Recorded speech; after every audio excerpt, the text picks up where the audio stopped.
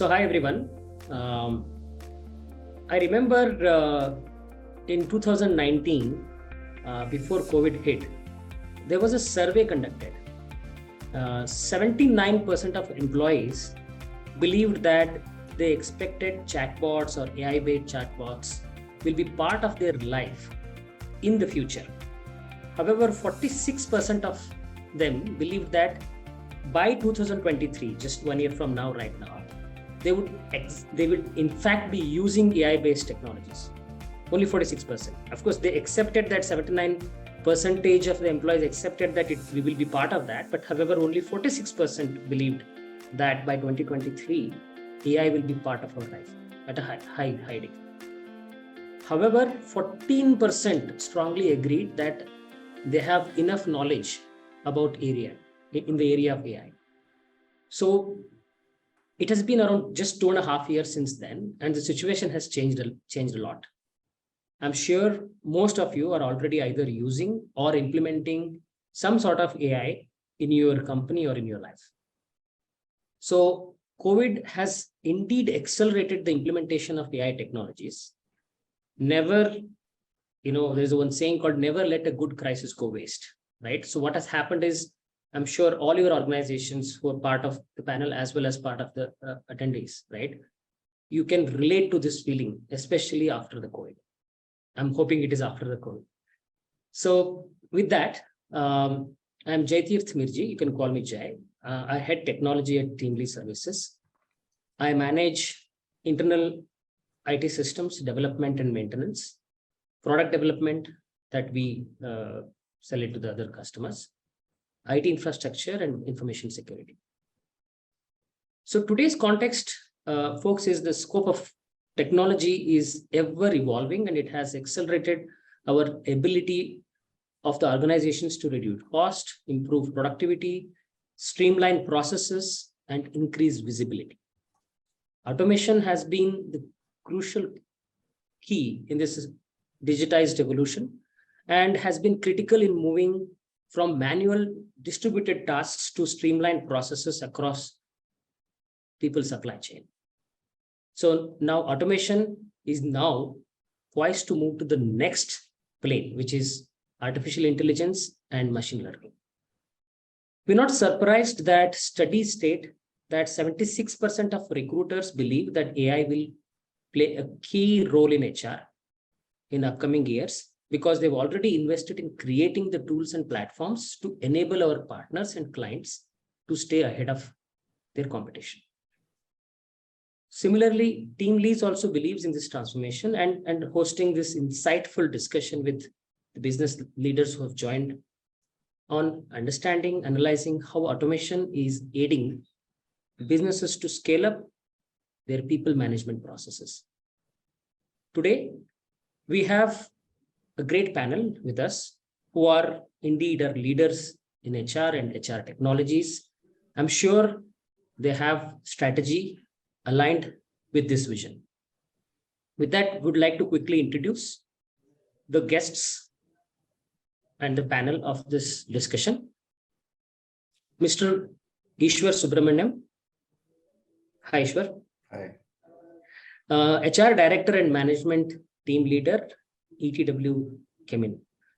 Ishwar comes with more than 2 years of hands-on experience in core HR and administrative activities in the manufacturing, telecom, and finance sectors. Currently, he is HR Director and a member of management at ITW Kemin India. He has previously worked with leading companies like Usha Martin, Vedanta, ING Vaishya Bank, and Tekumish. And Ishwar, TeamLease has been working with Ishwar since a long time, and we have a long relationship as well. Welcome, Ishwar. Thank you. Thanks. So we also have Devaya Somayanda, Head of HR Dozy, an AI-based health industry product. Mr. Devaya Somayanda currently leads the HR and L&D at Dozy. And Dozy is India's fastest growing AI and health checkup startup. He has an interesting background of starting his career with business and sales before switching to HR. I think several years, like more than 7-8 years before switching to HR, and now leading HR teams from last 12 years as well. He relishes building HR teams and processes in line with the goals and needs of organization with the use of strategic planning and technology. Very welcome, Devayan. Good morning, everyone. Thanks so much for having me. So we also have Thomas Kuruvilla, Director HR, Azuga Incorporated, which specializes in fleet management software. Mr. Thomas Kuruvilla comes with 17 years of extensive experience in talent acquisition, leadership development, and HR business partner. Currently, Thomas is a Director of Human Resources at Azuga Incorporated, and also an interesting fact, a certified leadership trainer, coach, and speaker with John Maxwell team. Thomas is very passionate about building lives by building brands, and this is how he has evolved in the HR function. Very welcome, Thomas. Thank you so much, Jay, and good morning to everyone who's on this call. I hope we can give you nuggets that would help you in your daily life. Excellent. And warm welcome to all the candidates, panels that who have joined, and also all the people who are participating in this conference. Now, so let me start, Ishwar, with the basic question, right? So according to a survey, HR managers lose an average productivity of almost 28 days in a year, manually completing tasks that could have been automated, right? In daily routine, HR performs a lot of manual tasks like maintaining attendance, monitoring documents, gathering documents, processing them, right? And obviously affects their performance. And overall, there is a continuous need of automation, right? So what is your opinion in how challenging is to manage operations manually? And of course, what are your thoughts on how do you address those strategies as well? Thank you. I think I'm a dyed-in-wool manufacturing kind of a person. So all my experience has been with manufacturing, other than a brief period where I quoted with ING Russia. Okay, but back to manufacturing. Manufacturing, they say, is a bit late entrant into embracing all arms of technology in any of the functions. Most of them have taken a big leap when it comes to finance per se. But pandemic actually gave us an opportunity to really look at even how HR can take advantage of that. Okay. Now we have 40 people in Hyderabad and another 50 odd spread across the country. Now, the big challenge was how do we connect this 40 and those 50 who are spread across. This 40 was one homogeneous block, but those 40 were spread across the country. Okay. There, I think what we realized, whether it was a new joining, we had first time moved to something called as e-induction. Okay. As simple as that, how do we make it joining? Otherwise, it was all hard papers. They used to travel to Hyderabad, stay here for a week, go through that induction, meet all the people, understand the process. And suddenly you had a situation where a guy is joining in Ahmedabad and the only link between the two is this computer, which is there between both of us. So that triggers actually started from there. Nobody knew that the guy won't come for next 2 years. And it was literally. And in this 2 years, some people even left it. So when the people left, you had this process of full and final settlement, which had to follow again. Now, they were also not ready for what we call it as something doing digitally, because here you have not seen the candidate at all. So right from the candidate coming to induction, to his being in the system, to leaving, everything was virtual. There were a couple of instances where we didn't see the candidate physically. Okay. And the candidate moved out. But that's the trigger for us when we started looking at what are those small baby steps that we can take, which can actually help us. And we started looking at what others are doing. We are not in scale as big as the IT companies.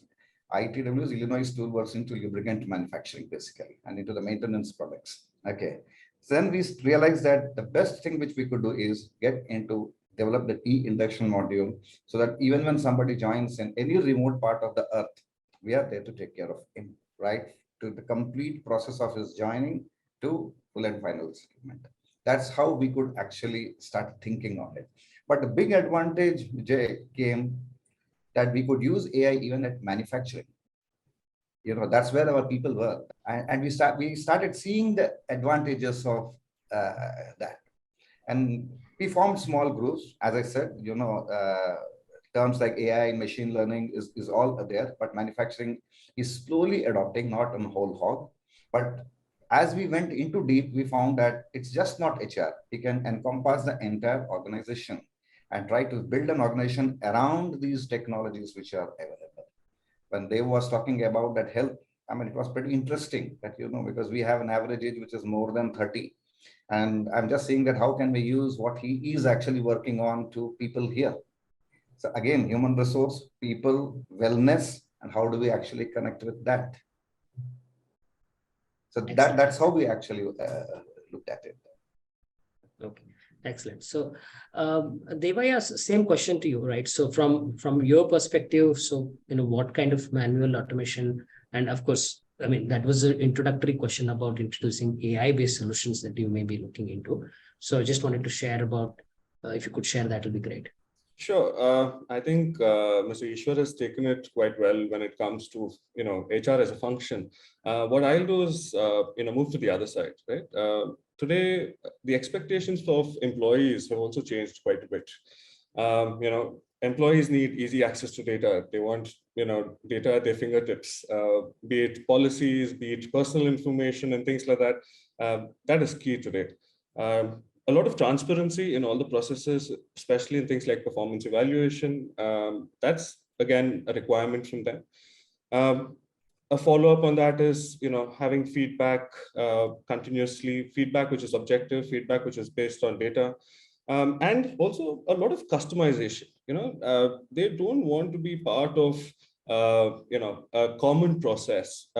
Every employee needs to be valued right across the whole employee life cycle, and that's why I think some of the challenges of managing operations manually is I could just summarize them in about 4 points. The first being accuracy of all the tasks that we have to do.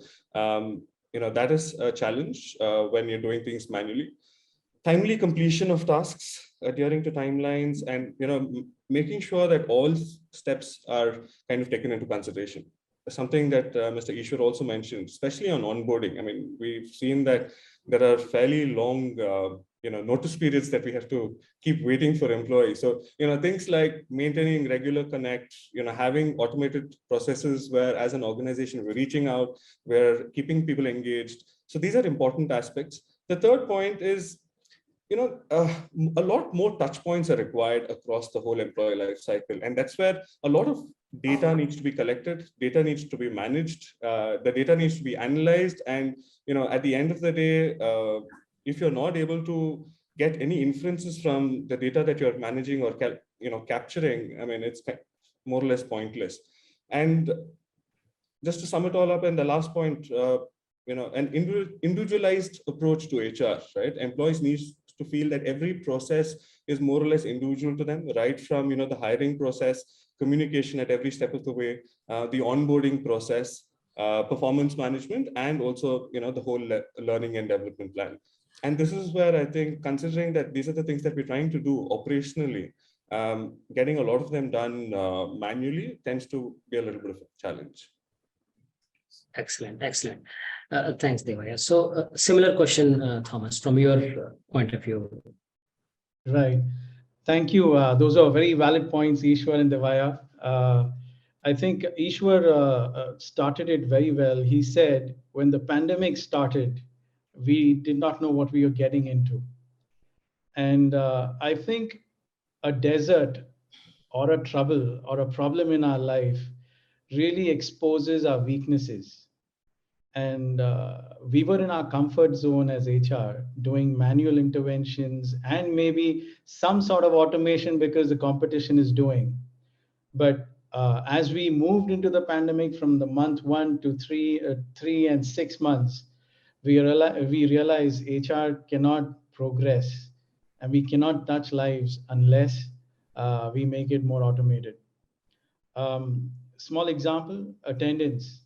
It's a Herculean task to get and measure the productivity and the time, even in the manual environment, the real environment. In the virtual environment, it is another problem. Of course, we've come up with beautiful solutions. So that was one. Secondly, I think in the HR fraternity, all of us do a lot of tactical work rather than strategic. And therefore, we think small, we do small, and we live small. And therefore, progression is small. So I think that change has happened and is still happening, where people are harnessing the automation that's coming in. And while we were slow in doing tasks, as you said, we waste about 28 man hours, days, because of the manual HR interventions. Similarly, all the different facets, whether it is performance management or productivity or touch points to the different employee life cycles, there's a lot of transactional work that is cumbersomely done daily. So we realize this. That's phase one. You asked about the challenges, so that's how I would put it in. And of course, as we progress, we could talk about our solutions and how we overcame it. Sure. Thanks. Sure. Thank you. So then towards the solution, right? So probably I'll give an example of some of the areas that we had to start focusing on, right? So in AI application in HR technology has, from my point of view, there were like 4 quadrants of focus areas out there. One is recruitment, second is employee experience, third one is learning and development, and the fourth one is people analytics, right? Towards people productivity as well. So some of the areas that we had to explore was about, AI-based candidate interaction, right? So whether it is two elements of that, a potential candidate, how quickly I can match to the jobs that are there in terms of being able to scan the information, process the information, match it, and also apply some of the psychometric analysis and all those things so that the best match is possible for recruitment. Second, the onboarding process, right? So, how smoothly I can do the remote onboarding process. And also, how do I personalize these experience for them, right? So based on specific vertical, industry, the type of the job. So the onboarding process needs to be personalized, right? So the focusing on solutions that can be personalized for either the recruitment process and also once the employee becomes the candidate becomes an employee, right? So making sure that since being a staffing company, our associates are deployed all across India, right? So solution that, give them the answer based on a continuously learning engine, that based on the questions that are being asked by our associates, how can I actually give an answer? Some are immediate answers based on the data of question and answers, but we are doing it. And some, talking to our database and fetching the information that are needed, right? And personalized information, right? If you're asking for a salary, my salary, so you just show it to them, right? These are the focus areas, as I mentioned: recruitment, employee experience, right? Providing personalized experience for employee and extending personalized learning and development opportunities based on the background of the employee and the activity that the person is doing. And of course, using the data to do the people analytics to find out where we need to focus on. So these are the areas that we had to automate and look at, solutions that are applicable in this area. So similarly, I just wanted to ask this, how the people management, productivity improvement. So what kind of automations you're exploring? We can start with Ishwar as well, similarly. See, if you look at those 2 years, 2020 was a complete shutdown. Okay, and 21 gave us window. We started opening windows, doors, and started seeing what exactly has happened, how our competition, how other manufacturing companies have actually leveraged technology and all. So we too had our kind of internal debate, and it depends upon what kind of money you can put on the table. Technology is available. So we actually started with the website which we have. That was the first thing which digitally connected all the employees, the channel partners, and all. But then those websites were created in yesterera. So it had its own limitations, and all this I'm talking it from the context of learning and development, because that's an area where we saw that we could connect with the people in groups, complete all 90 people. Then we had that legacy knowledge in forms of, as people call, either it's digital PowerPoint or anything. But then how do we actually take it to that website, and how do we actually distribute it so that people are actually able to log in and go through those sessions? It was not interactive. It was one way again. Okay, because we face this challenge of a good manager speaking in a virtual kind of an atmosphere in itself was an experience for many. Then the next comes is, how do I transfer the knowledge which is there to the people? Okay. So those were our initial baby steps which I would take. There was knowledge, there was the person himself was learning, adapting to this new technology. And then it was, how do I actually transfer this knowledge to people on the other side who are virtual? I mean, sometimes it's like those 3 windows that I see are switched off in the video. So it used to be the same like for employees also. It was an experience. And that experience taught us that, you need to invest in both technology, both the person, so that the person sitting on the other side is able to experience kind of a real-time class. And it's a work in progress, because, we are still looking to connect the 3 virtually so that it becomes as experience as the way we are talking about it. So we are, I would say, 20% down the line, a long way to go. Excellent, excellent. So how about you, Dev, on that? Yeah, so I think there's a lot of work that's already being done on things like automation, right? Automation of tasks. So I think HR as a service and a whole process, I don't think can be automated at the current day and age. That human interventions still required. So I think the way you kind of move is choose very specific tasks of a specific process and then try and see if you can automate, right? So you speed up basic tasks through automation. I mean, if you look at the whole recruitment aspect, so things like resume parsing, right? So that is an automation. Then you can try and improve your processes. So this is your augmentation of processes, right? So if you're looking at improving processes, 2 major aspects that, I think a lot of work is being done currently. One is on predicting outcomes, right? So you're trying to predict who are people who tend to do well, specifically where something was very objective, measurable, say something like sales, right? I mean, you can start predicting outcomes in that aspect. Bringing new information, right? So new way of assessing candidates. There are various ways. I mean, today you have technology which captures videos and eyeball movement and gives you a psychometric analysis based on that. So there is a lot of new ways of doing the same old things as well, and a lot of new tasks. Personalized career paths, learning plans for people. So if you were to look at the whole employee life cycle, right? So right from the process where you're trying to identify and attract talent, things like getting your job descriptions done, sourcing, identifying or matching your JDs and the CVs. Then if you move to the next level of, say, acquiring, so your screening, assessment, a lot of HR folk spend a lot of time just scheduling interviews with various stakeholders in the organization, especially if people are working remotely. That has become an absolutely tedious task these days. So that whole screening, assessing, interviewing, very critical. Then, when an employee is within the organization, performance management, a lot of benefits and compensation, tracking benefits, trying to see if they're useful, trying to see if they're making sense, how many people are participating in such things.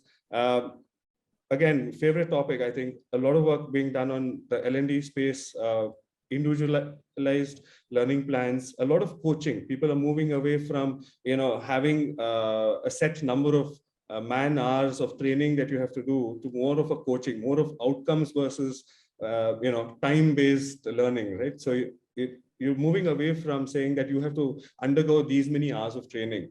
You're moving more towards these are your personal outcomes that you have to achieve out of your learning, and that's where AI and technology plays an extremely important role. And I think the last bit is about engaging with employees, trying to ensure that they stay with the organization, having succession planning, workforce planning, delegation of tasks. And I think the end product is, predicting turnover. As long as you can keep your people there, I think that kind of serves your purpose. Excellent, excellent. Thanks, Deva. So Thomas, on the similar lines. Right. So coming to the solutions, I'll touch upon 2 aspects, specific aspects where we brought in solutions. One is in the talent acquisition framework, where we've been looking at psychometric testing, and it's been a challenge to get.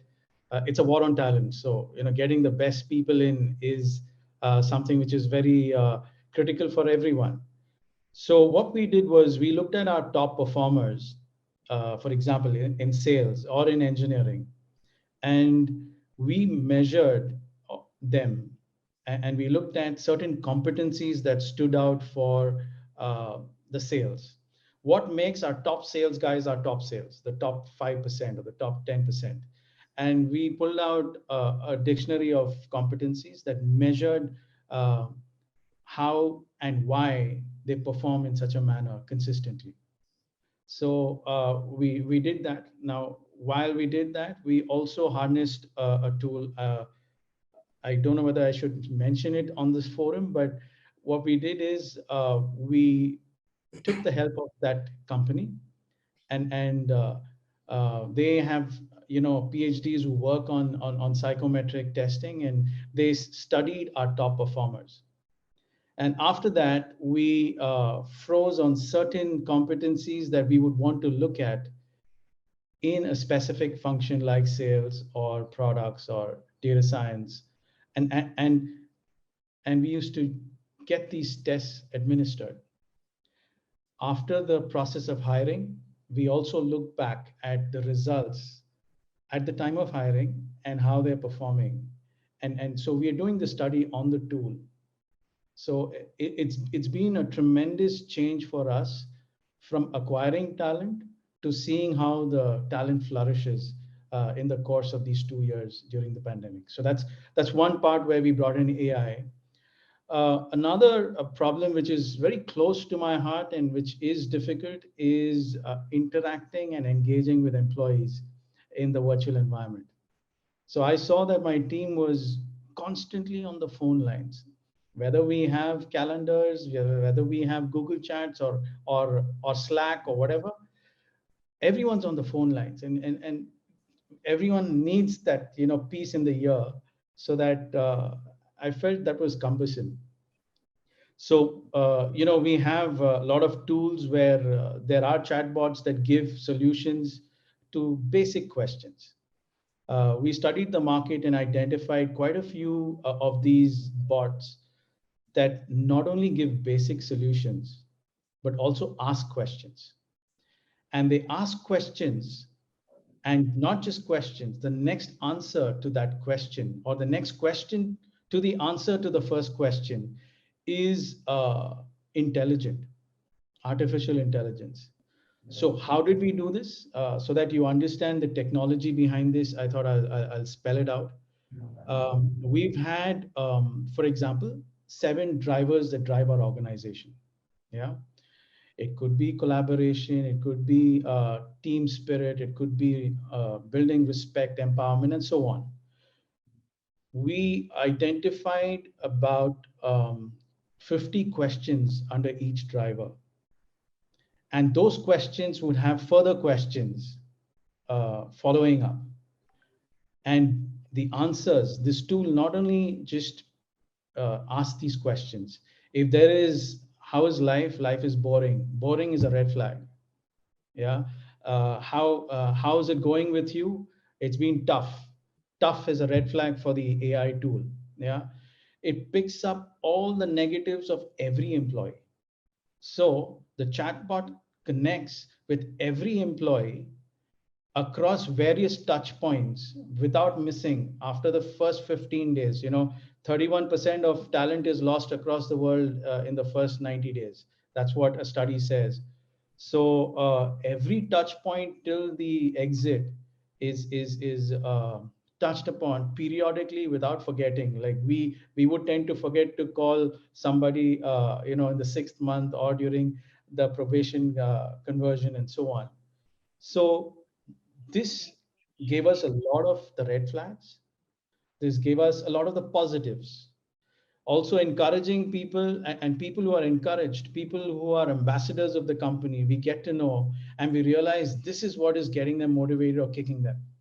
So as this chatbot progressed, it also started giving us analytics. What is the response percentage? what is the employee engagement score? So it's been very subjective in HR, and now we started becoming objective with employee engagement scores. Like in customer support, you have net promoter scores, NPS. We have NPS in HR now through AI bots. So we've got a trend of how people have been doing across different parts of the employee life cycle in the 7 drivers that we were looking at. So the health of the organization, the health of the leadership. There is another aspect that we monitor through this tool is senior leadership.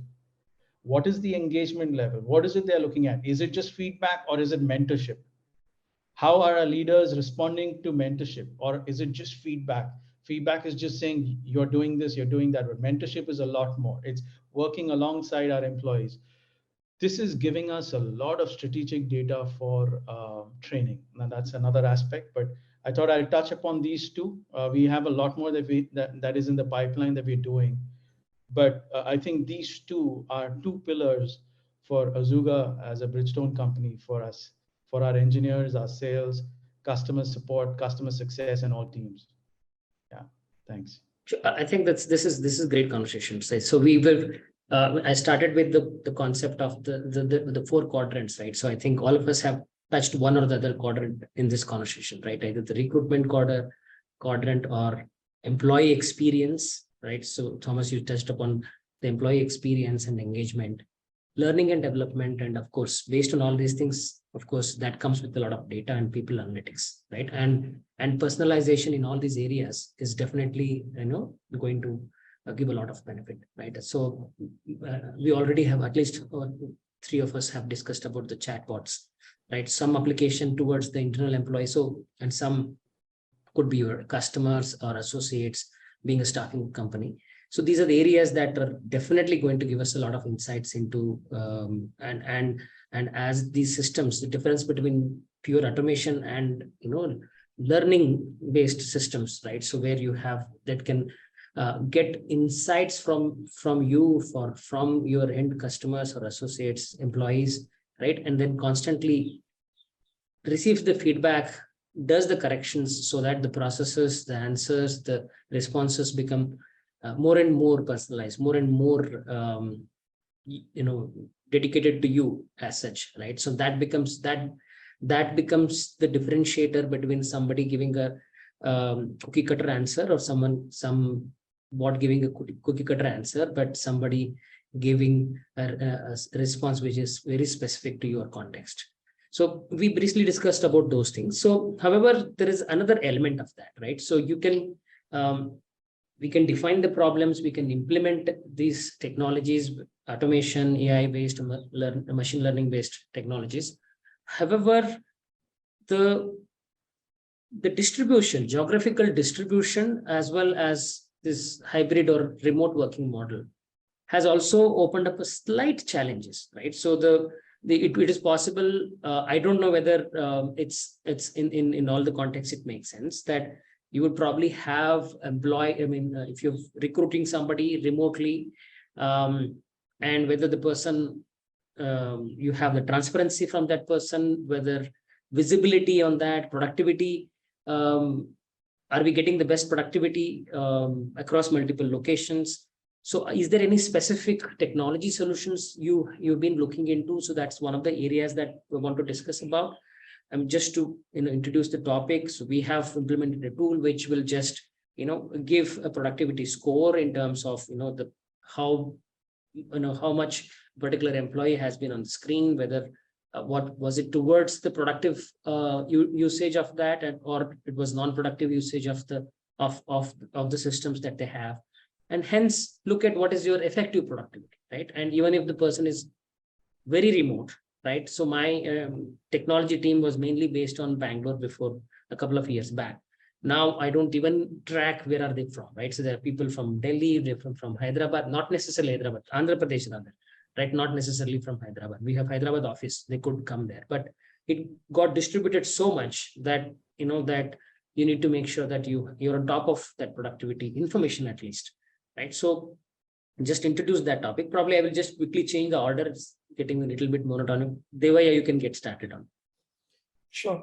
So just to give you a little bit of a perspective on from Dozy, right? So we've kind of grown over the last 2.5 years as pandemics kind of raged on. We've gone from about 75 employees to about 320 employees. The breakup of our organization is such that while we have a major chunk of our employees based out of Bangalore, we are present in close to 40 cities in India. We have a very distributed workforce who work remotely for most of the time. And that's where I think, while you spoke about one or two tools, it's extremely important, the use of technology. At the end of the day, it's very important to try and understand why you're using technology, what are the outcomes, what is it that you're trying to achieve. And once you kind of have that laid down, my colleague Thomas gave a beautiful example previously of, employee engagement as such. But if what we try to do is we try to essentially bucket it in, say, three buckets, right? So the first aspect of using technology was, ensuring you have a two-way communication and as well as group communication, right? So using things like messaging, video conference, scheduling, these kind of help in achieving all of this. The second bucket would be how to be transparent, how to build a culture of trust. That's something which is extremely key these days. So trying to ensure that everyone is aware of the team's projects, who's doing what in the team. That kind of transparency also helps, especially if people are working remotely. A lot of collaborative tasks. So you have a lot of data on the cloud. You have documents that are accessible real time, progresses that can be tracked. Feedback can be given in real time. And it's always important to have set expectations, goals, and being able to track that, monitor that, sitting wherever you're sitting. So that kind of helps with the whole aspect of transparency and creating a culture of trust. And I think the last aspect is team management. India currently is a lot of the new age startups, they have very young managers as well. Right? And for them, it's also important to try and have certain tools to maintain team parity, and hence things like instant recognition, having an R&R policy, having tools for R&R, delegation of tasks and delegation of authority, decentralization. Nowadays, no one likes to hold all the power and centrally. The other aspect of team management is two things, which is one is be available to your team, right? In spite of being remote most of the time. And the last is being able to provide flexibility. I remember Mr. Ishwar talking about how certain daily chores are intertwined in your day-to-day work these days, and hence being able to provide that bit of flexibility also kind of helps in managing employees at multiple locations. Thanks, Devesh. So, Thomas, if you want to add some points on that as well. Yes. So we've got 50% of our workforce at the office, and we're trying to get the other 50% back to office if possible. If it is not, it's fine, as long as work is not affected. And so we've been groping with this challenge, and of course we've got tools that connect employees. We've been trying to get people across 50 different locations in India, and that's been a challenge. But from an HR perspective, I'm an advocate of trusting employees and not having drones finding out what they're doing. And most of our tools are tools that break that trust. So I have on this topic, on this question, I would say I believe in building trust and empowerment, and therefore we give space to our employees. While we do have tools which can measure how many breaths they take and what they're doing and what they're doing exactly on the system, but we've consciously avoided that to build trust with our employees. So that's one.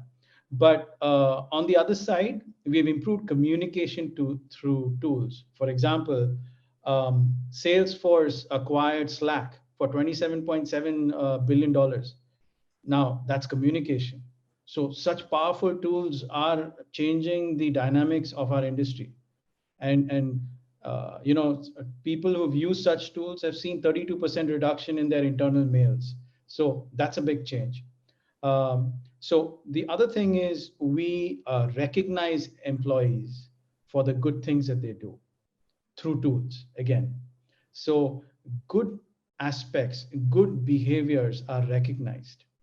Third is incentivizing employees for not only the behavior, but the outcome, the results.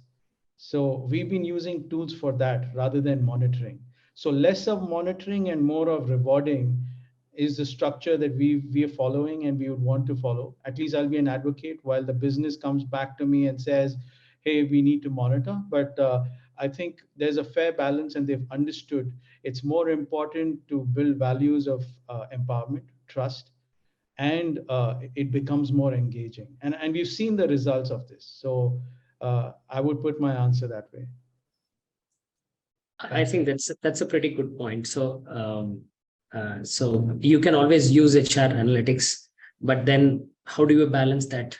The management of trust, because the higher the trust, there is a speed of trust. There's a book that I had read. It's the speed of trust, right? So, and how do we do that? So, any thoughts on that, Ishwar, from your side? See, prior to, I think 2020, we used to have what we call it as, physical sales, the quarterly sales meet, annual sales meet, where people used to travel from all parts of the country. And it used to be very different. 21, we first started with the idea of virtual sales meet. Everybody, presenting exactly the way they present, but on a very pretty virtual mode. Then after this virtual presentation, it was also an experiment for us because, both technological challenges, people presenting, as simple as uploading your presentation.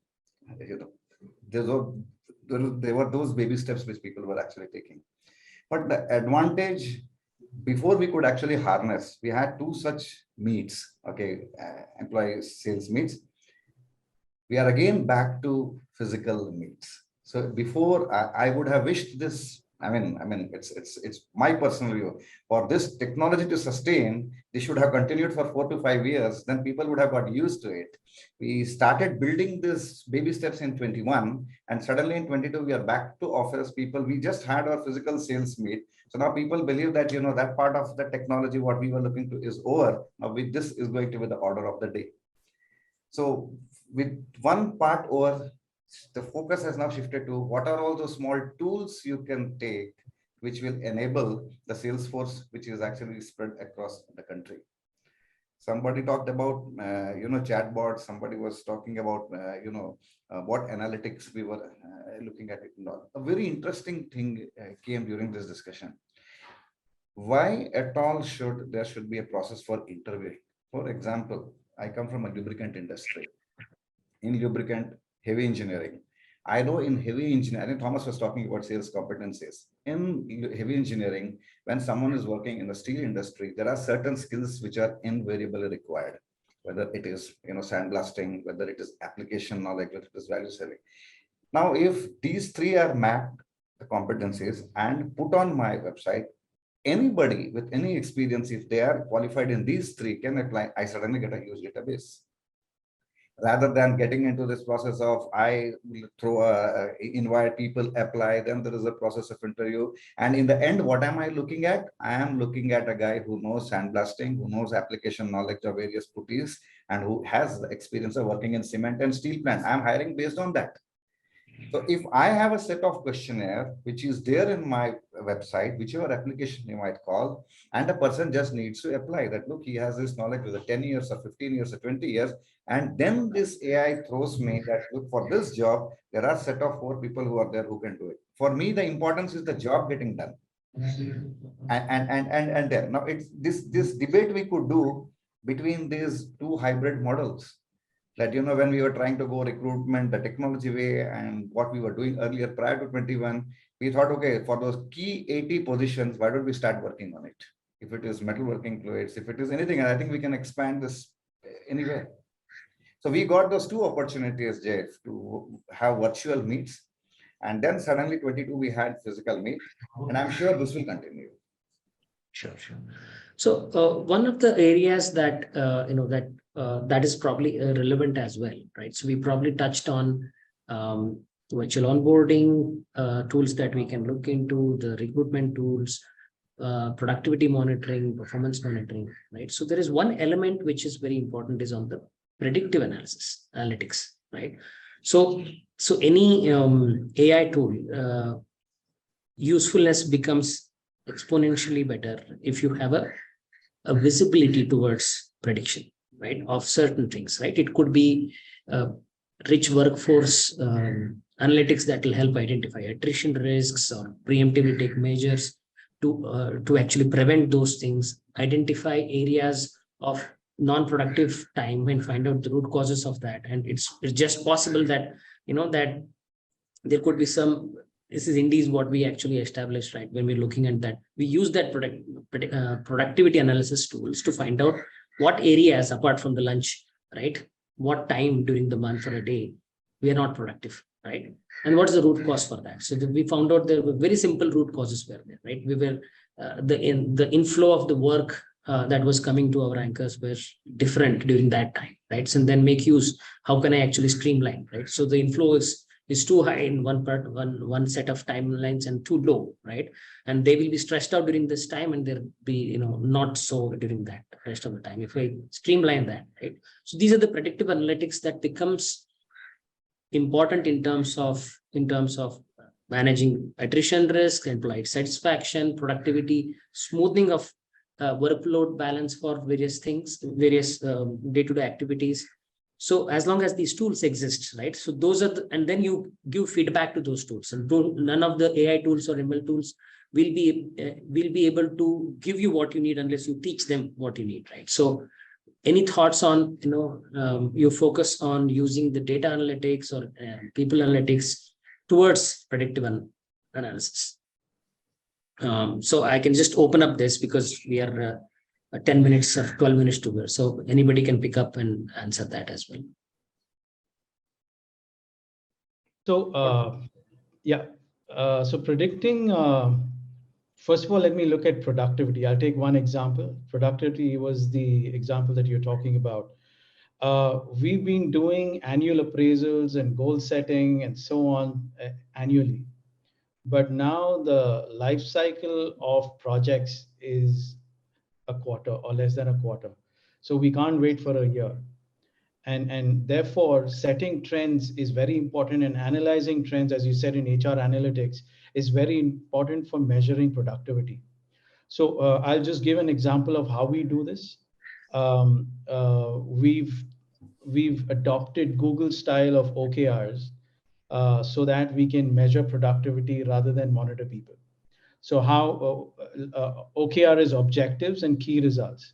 So when Google started, and this was by John Doerr, he implemented this in Google in 1999, where he looked at and gave objectives to the organization. So one objective could have multiple key results. So, and each objective, if there should be ideally not more than 5 to 10 objectives in a quarter, so that it doesn't become too much of work traffic. So when you have these objectives, each of those objectives would again have a percentage of weightage that is given.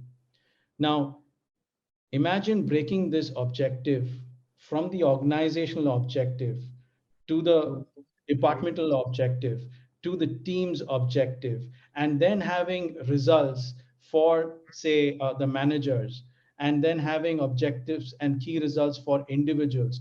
It's a laborious task for HR to look into. So if I was looking at 500 employees and breaking it up into these objectives and key results, it's virtually impossible. So what we did was, we had the market, the competition's direction. We had, for example, in our case, Bridgestone's direction on mobility. And we have objectives for our product team, and objectives for the development, the engineering team. Both have to marry at a certain level. So it has to obviously give result to sales to sell the product. So objectives and key results were measurably measured, and based on last quarter's objective and key results pace that we achieved, we have a trend that we are looking at in the next quarter. So OKRs is our new way of measuring productivity team-wise and giving priority to certain objectives and looking at priority for certain key results that point to the main objective and the vision of the company. So we use tools for that, for certain tools for measuring productivity and giving analysis for future improvements and workforce measurements required for the next quarter or the following quarters of the year. Yeah. Excellent, Thomas. Thanks. So I think adding on to what Thomas just said, while OKR has been a phenomenal tool that a lot of companies have started adopting, I think a very important aspect also is that today, there are a lot of cross-functional dependencies, and trying to kind of also track that and ensure that there's cross-departmental work that happens and those people are also recognized. So that is something which is project-based rather than trying to have your own departmental bell curve and seeing how people work within a department. I think that is something that this whole new system has managed to solve for. And I think the previous point regarding predictive analysis, I think two areas where quite a bit of work has been done and where there are tools that are readily available. One is on the whole employee engagement piece, trying to get a sense of what kind of attrition that you could get by tracking your employees, getting, I think I know the tool that Thomas was referring to previously with all the questions and all the answers, right?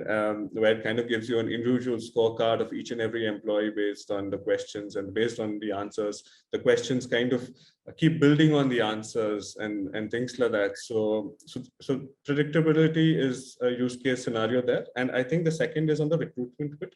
While you have competencies mapped out of the ideal profile or the people who've worked well for you in a particular role, and trying to match that with the incoming set of people. So this is where I think two main use cases where predictability kind of comes in. Yeah. Excellent. So let me just pick up some questions from the chat as well. So there was a question on AI ML is an evolving world which take time and effort to stabilize with continuous monitoring. Do you really think that it will be a cost-effective approach subject to organization's scalability and size? Well, I think it's a very important question, right? So, new technologies come with some cost as well as an effort, right? So, so do you think, right? Anybody pick it up, right? Do you think that is it cost effective, and how do you choose where to implement it? Jay, it depends on what is the problem this is going to solve, and if that problem is an 80 problem, for the organization, invariably it's not cost, but the cost of that cost of living with that problem. And if it's going to provide me a solution which has that benefits, I'm sure the deciding factor will be the problem that is getting solved and not that cost. And yes, it's evolving. It will take time, but eventually it will be cost effective. Definitely. So, I mean, I also agree to that. So any new technology will probably be slightly expensive to begin with, right? Yeah. And especially because of the supply of the technology, right? So, and more parties will come, more and more players will come with with very niche companies. They have approached me with very, very innovative solutions. The companies who have like 4 or 5 or so, 4 or 5 employees, right, coming with solutions that are very effective, right? And of course, a similar solution is offered by a very, a branded company, and it might be expensive, but you have to pick and choose, right? Depending upon how you want to make sure that the risk of going with smaller companies that that they may not be there for you in the future, and then what happens to your investments, and you have to balance it out for sure. But as time goes, And the time is actually accelerated, right? So within 6 months, you will see more players with more solutions, because this is what is happening right now, and the frequency at which people are approaching me also has increased a lot. Oh, this is a solution that I have, evaluate and find out, do the cost and benefit. And many a times it is definitely becoming more cost effective. And of course, when you're doing your cost, you have to calculate of the cost. If you're looking at your risk analysis of attrition, right? Especially, our employees, whether it is IT or non-IT expertise, are very, very important, right? And replacing a person might take 2 months, 3 months, 4 months. In IT, it's taking more than that. So, if you can predict and then prevent some of those things, the cost is definitely is, as compared to the benefit, is negotiable there. Jay, There's one. Go ahead. you mentioned a good point now. See, the cost of not hiring, but rehiring a person could anywhere go up to about 4,000 USD. That's cost. And another study done by Gartner says that good hire attritions can cost about $49 million a year. So when we look at the cost of acquisition and the cost of solutioning, and if we bring it to the table with the business, definitely the business will say yes, because that's the kind of analytics that's giving the new age technologies are giving as solutions. So yeah, Jay, thanks. Yeah. Absolutely. This next question is there. So are we losing the human side of HR with a lot of emphasis on AI will become artificial intelligence resource rather than human resource? That's an interesting question. So I think, the basic needs of an employee are changing, and the basic tasks of HR also is changing. So the task of an HR is not, and that's why I said, I don't think the whole process or any standalone process, be it employee engagement, be it recruitment or any such thing, the whole thing cannot move to AI or ML, at least for now, unless there's robotics in the near future. So human intervention is required and will always be required. So the tasks of people in the HR team are changing and they're evolving.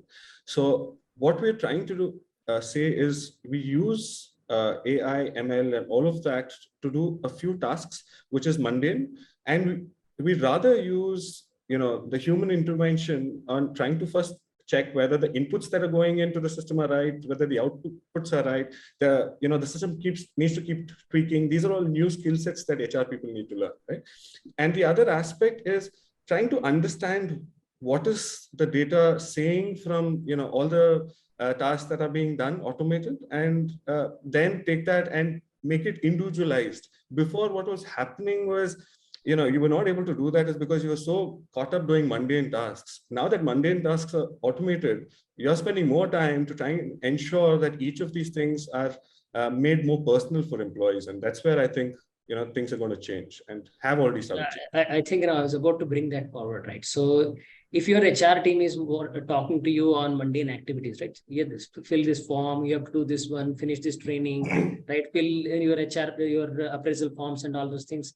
So your interaction with your HR will be, it will probably be a transactional, right? And if your HR comes and say, hey, this is, I believe that this is the area, how can we help you, right? In this area, whether it is soft skill, right? You identify this person needs, right? You manage training with that person or give a technical training to that person, recommend a training to person based on the data that you have at handy, right? So actually you will be more personal with them if you use the data for regular activities and convert that information with that conversation, right? So whether it comes to recruitment, if you are talking to them, right? If you automatically schedule happens, but when you're talking to them, you're talking about how are the things going on, when are you likely to join, right? Rather than talking about mundane activities. I'm 100% with you on that as well. So there's one question. So if HR is changing, then do you need technical background people?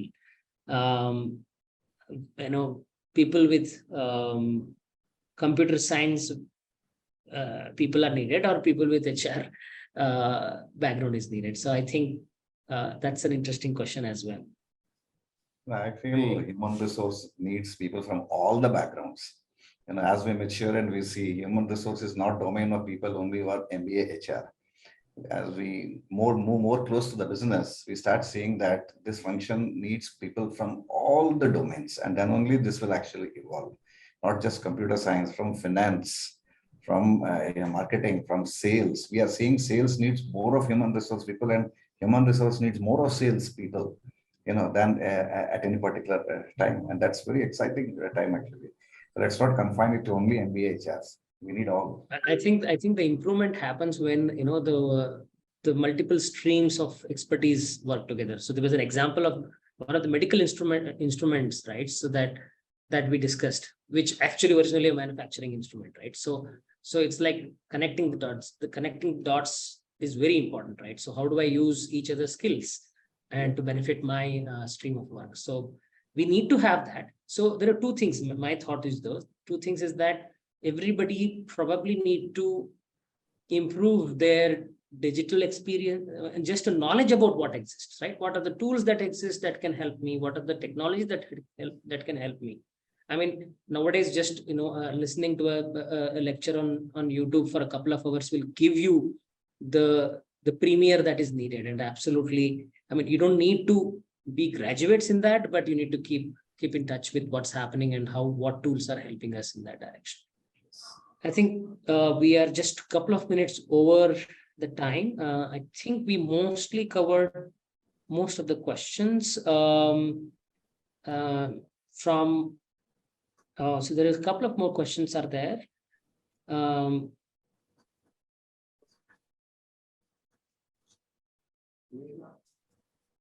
there's one question about if all HRM areas start using artificial intelligence, then will happen entry-level HR people. In other words, can I say AI will easily cut off manpower? No, the answer is no. I'm just giving a brief answers because we just mostly discussed about them. Definitely, as I mentioned, it is going to enable for us to be more effective and more personal. This is a question. I did my MBA in finance, have work experience in banking and insurance company. Now I'm doing my DBA and research interest in human resource management. Could you suggest how I can start my career in HR? So this is an interesting question. I think, all your experience in all these things will definitely be useful.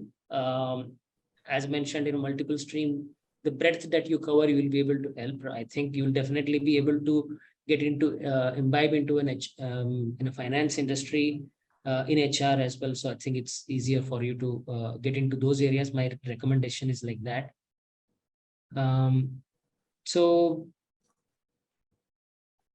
there's one question: what are the steps that can be taken to ensure the data is safe? So all these solutions need to make sure I'm trying to give those answers, right? So that have a PI protection behind it, right? So we need to balance between the tools that we have, right? So they eventually give you absolute information and not really intrude into personal spaces. It should give you recommendations, personalizations, but not necessarily track, especially if your product also cuts across your organizations or manages your customers as well. Definitely.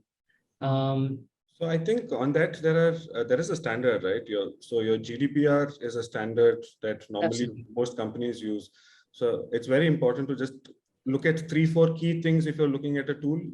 Look at where the data is being stored, who has access to the data, at what levels in the organization, whether there's some kind of encryption in the data, and if there's some kind of anonymization the way the data is stored, so that you do not link a personal data with the rest of it.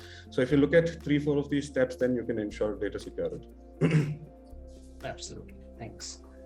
I think with that, mostly we covered most of the questions. Thanks everybody for joining. The people as participants on the call. We from TeamLease, we do this activity on more or less a weekly basis. Every Tuesday, 11 o'clock, there is one or the other conference on one or the other topic, and we invite leaders from industries. Thanks Devaya Somayananda, Thomas Kurvilla, Ishwar Subramaniam. So we had another panel we couldn't join, but however, this was a very, very fruitful conversation. I learned a lot. I'm sure, the participants also learned a lot from this discussion. This is really, really helpful and really interesting conversation. Thanks, everyone.